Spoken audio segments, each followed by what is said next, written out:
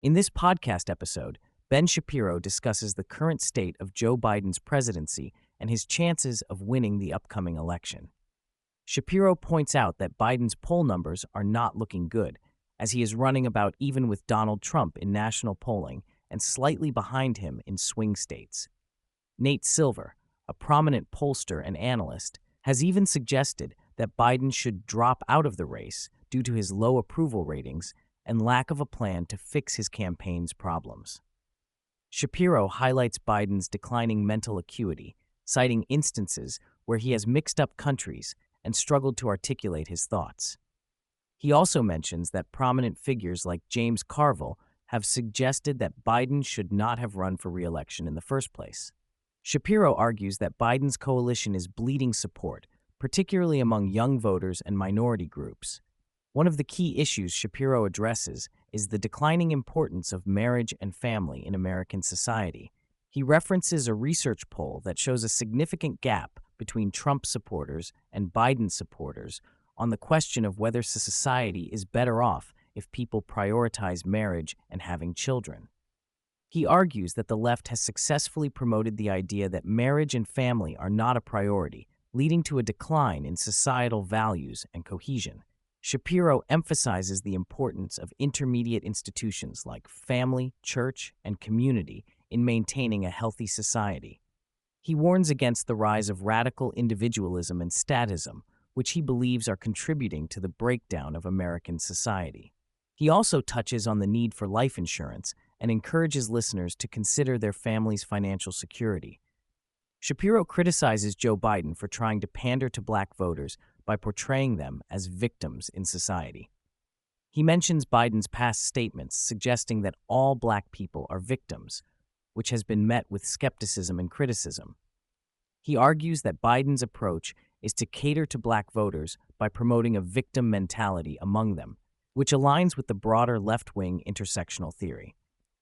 This theory posits that various marginalized groups, including black Americans, are victims of white Christian males and must unite to combat this perceived oppression. Shapiro delves into the concept of the Intersectional Coalition, where different marginalized groups come together under the belief that they are victims of a common oppressor. He explains how the Democratic Party relies on this coalition to maintain its voter base and push its agenda. The party's messaging revolves around victimhood and oppression, with the aim of uniting disparate groups against a perceived common enemy. He highlights the party's shift towards radical ideologies and its emphasis on issues like the Gaza conflict to appeal to the Intersectional Coalition. Shapiro discusses the challenges faced by the Democratic Party in balancing the demands of the Intersectional Coalition with the need to appeal to moderate voters. He points out instances where party members, like James Clyburn, refused to attend events involving Israeli leaders due to pressure from pro-Palestinian activists within the coalition. Shapiro criticizes the party's inability to address radical elements within its base and its reliance on divisive identity politics to maintain support. Shapiro touches on the cultural impact of the victimhood narrative promoted by the Democratic Party. He mentions a singer named Chappell Roan who refused to perform at the White House for Pride Month, citing the need for liberty, justice, and freedom for all. Roan's overt appeal regarding the Gaza conflict reflects the party's alignment with radical causes to appease its base. Shapiro highlights how cultural figures and influencers are increasingly adopting victim narratives and aligning with intersectional ideologies to signal their support for marginalized groups. Shapiro discusses the upcoming debate between Joe Biden and Donald Trump, scheduled for June 27th. He predicts that Trump's team will focus on Biden's perceived weaknesses, including his low approval ratings and alleged lack of stamina. He suggests that Trump's strategy will likely involve portraying Biden as unfit for office and unable to handle the demands of the presidency. He anticipates a contentious debate between the two candidates, with Trump aiming to capitalize on Biden's vulnerabilities to sway undecided voters. Shapiro points out that the Democrats are relying on two main tactics to appeal to voters. Firstly, they are portraying themselves as victims of persecution, with figures like Alexandria Ocasio-Cortez expressing fears of being thrown in jail by Trump. Secondly, they are instilling fear in the public by labeling Trump as a danger to democracy.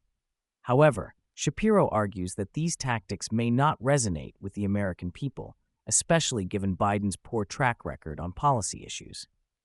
The podcast also delves into the economic challenges facing the Biden administration, particularly the issue of inflation. Despite attempts by some economists to spin high inflation rates as positive, Shapiro highlights the negative impact it has on the economy and the need for a more effective strategy to address it. The Biden administration's handling of economic issues is seen as a potential liability in the upcoming election. Shapiro criticizes the Biden administration's approach to foreign policy, particularly in the Middle East. He highlights the U.S.'s efforts to pressure Israel into accepting a ceasefire deal with Hamas, despite the Israeli government's reluctance to agree to terms that do not ensure the defeat of Hamas. The discussion also touches on the UN Security Council resolution urging Hamas to accept Israel's proposal, which Russia abstained from due to the lack of a concrete agreement. Shapiro finishes by discussing the rise of far-right parties in European elections. He notes the success of the National Rally Party in France and the shifting attitudes towards nationalist and anti-immigration politics in Europe. He also comments on the portrayal of Jordan Bardella, a young politician associated with the far right, and the attempts to link him to extremist ideologies.